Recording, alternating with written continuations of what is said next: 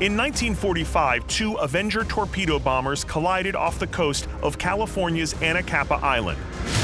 One of them and its three-man crew is still missing. Now, I'm flying in an identical plane to investigate the crash and find the lost Avenger. This thing gets up in the air fast. Yeah, it does. It's got that big, huge wing. It's got a big engine in it, too. Unbelievable. Packing a whopping 1,800 horsepower, the Avenger's Wright R2600 twin Cyclone engine has us cruising above the clouds in no time. There's a better view than this. I haven't seen it. Oh, amazing! This is sick! Huh. It really does feel stable. I mean, it's just an absolutely smooth ride up here in this thing. You want stability when you drop a bomb. It's like riding in a Cadillac up here. I mean, it's smooth. Affectionately nicknamed the Turkey, the Avenger was built like a truck, and she handles like one. Go ahead, grab that stick to feel how heavy that thing is. And I'm flying an Avenger. You can't see it, John, but I'm grinning from ear to ear. Somebody pinch me. I am actually piloting an airplane from World War II. And John wasn't kidding about the heavy stick. This bird could use some power steering. Go left a little bit. Unbelievable. What a thrill.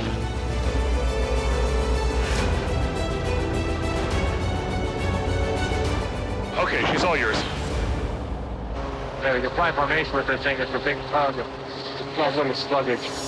That's something that is really interesting, right? Because I guess every design advantage is also a disadvantage. And one of the disadvantages of these big, beautiful wings is they really hurt your sight lines underneath you. It's easy to see how the plane's design may have contributed to the accident. We know from declassified reports that a squadron of pilots were practicing a newly devised attack called the Anvil Torpedo Maneuver. Suddenly, one of the planes, being flown by Dennis Rule, did something unexpected. We know that Rule's plane, the Avenger that's lost, dipped out of the formation. He must have had something going on in the cockpit. I was thinking the same thing. Maybe he was already struggling with some sort of problem with the plane, and that's why he dipped down. Whatever the cause, the aircraft suddenly disappeared from the view of the nearest plane, flown by John Buckley. So when Rule's plane tipped out of formation, Buckley would have had almost no ability to see where he was underneath him. Yeah, he would never saw something. Then, Rule pulls back up, smashing his plane into Buckley's tail section. He collides with Buckley's plane. That's what causes the accident. It's strange that he would have done that because he must have had a clear view coming up on Buckley's tail. He probably distracted one way or the other. How bad would the damage have to have been to the tail section to just take this thing out completely? The elevator's taken out, you lose the ability to vertically control the airplane, so you imagine you want to take one hit, but it'd be out of control. Unable to recover, both Avengers crash into the Pacific. Buckley manages to escape, but Dennis Rule and his crew, Ernest Williams and Russell Guzetta, disappear, never to be seen again. I really have a whole different view on this accident now that I'm up here. We're searching for a lost Avenger, but we're also searching for these three individuals. To sit where they sat in what is effectively an identical aircraft, it really brings it home. I now have a better sense of how the accident happened. After all, finding a wingman suddenly lost below you is nearly impossible. As for what happened inside Rule's cockpit, that I'm less certain of.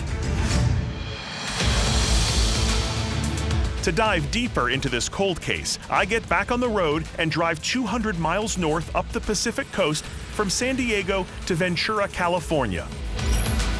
There, I take a ferry to Anacapa Island and paddle out to the scene of the accident. Welcome to the Channel Islands.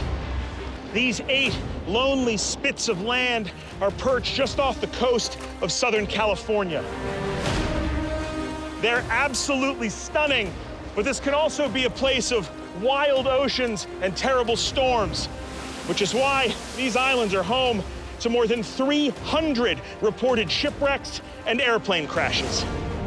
I'm out here to meet Project Recover historian Colin Colburn, who's asked me to meet him up there at the old lighthouse.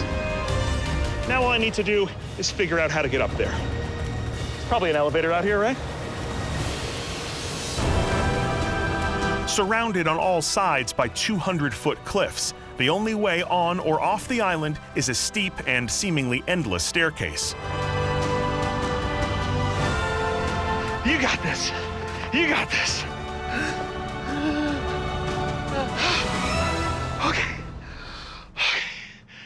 Okay, where's the lighthouse? Oh, come on. Aside from tens of thousands of birds and a lonely ranger station, no permanent residents have called Anacapa home since the lighthouse was automated in 1966. Project Recover historian Colin Colburn has asked me to meet him here to reveal new intel that could make or break our search.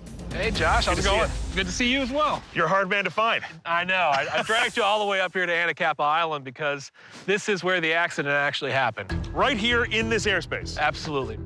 And I'm guessing that Anacapa today probably looks a lot like it looked in 45? Absolutely does. Most of these structures are exactly the same, including this lighthouse up here, which was the Coast Guard lookout station. Having had a chance now to fly in one of these planes, I have a sense of the way they were maneuvering up there. You're the historian, though. How does history help us unlock this case? I've made a pretty big break. We were able to actually locate the accident report. This is it right here. So where was this? These are actually held at the National Archives. Wow. So the report actually reveals what happened to the two aircraft in the collision from Ensign Buckley. His own statement. That's right. You don't get more eyewitness than a statement from the guy that was hit by the missing plane. Absolutely.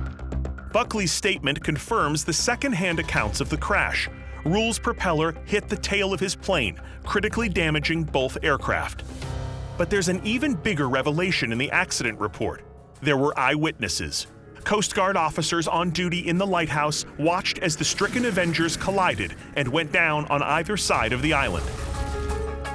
And the other incredible thing that we get from this accident report are the actual compass bearings and distances offshore where these Avengers crashed from the perspective of the Coast Guard in the lighthouse. That's huge. It's absolutely huge. Ensign Buckley's plane crashed 300 degrees from the lighthouse, about 100 yards offshore. And so where is that? So that's actually right out that way. Right that way. Yes. Okay, so Buckley's plane goes down over there. That's a known wreck somewhere out there. But when it comes to the lost Avenger, the accident report says Ensign Rule's plane did not recover in any manner and made a glide straight into the water about 400 yards, bearing 170 degrees true from Anacapa Island Lighthouse. It's actually right out that way. That way. This is kind of a smoking gun. If this is accurate, then 400 yards out on that bearing, there should be a lost World War II plane. Right out there, 400 yards offshore.